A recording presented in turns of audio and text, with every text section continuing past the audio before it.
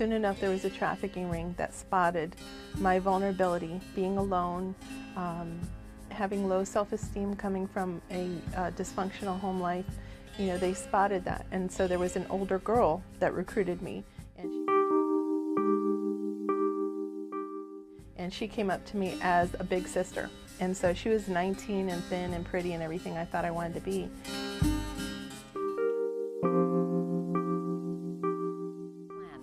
She introduced me to her pimp. And I didn't know he was a pimp. I didn't know he was a scam artist at the time. I thought he was just a nice man, like a father. Soon after, she remembers finding herself inside a hotel room, dressed as a bride, convinced she was playing a game. She remembers the locked door and drugs on the table. This guy who was half-dressed with a beer belly hanging out, ready to partake in his transaction. He had negotiated the price with Mary.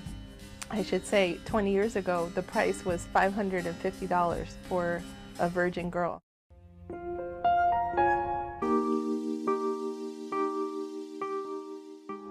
Kat says that time she managed to talk and plead her way out of this situation. But soon after, she says she was tricked again, this time by a friend's father.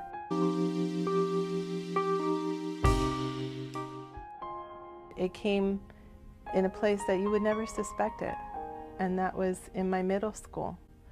I was in 7th grade, and they blindfolded us and took us to a brothel in Broward County from Miami to Broward. They had paid her father $40 for each of us. She doesn't remember how long she was there for and how many men came by. And they let me know what would become of me if I ever told anyone. They told me that they knew where I lived, they knew who my teachers were, they knew what school, they knew everything about me. There was nothing I could do to protect myself, and at 14 years old, I didn't even know where to begin. She dropped out of school and became addicted to drugs. Prostitution didn't seem so foreign anymore. She met up with a pimp. Her dreams were crushed. I'm nothing but a drug addict and I guess a prostitute for these guys. At 15, I had given up on myself. I belonged to the street. I belonged to whoever would show me kindness or give me cocaine.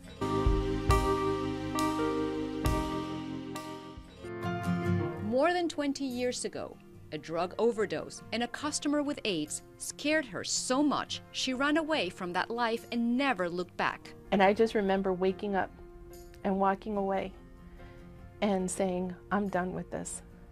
I'm never going back there. These people could care less about me. They would kill me if they could. It was not until recently that she dared to tell her story. Her motivation was to help girls in her same situation. Now, Kat works along law enforcement to help them better understand the industry. She also started an organization that provides shelter, support, and counseling to victims of trafficking.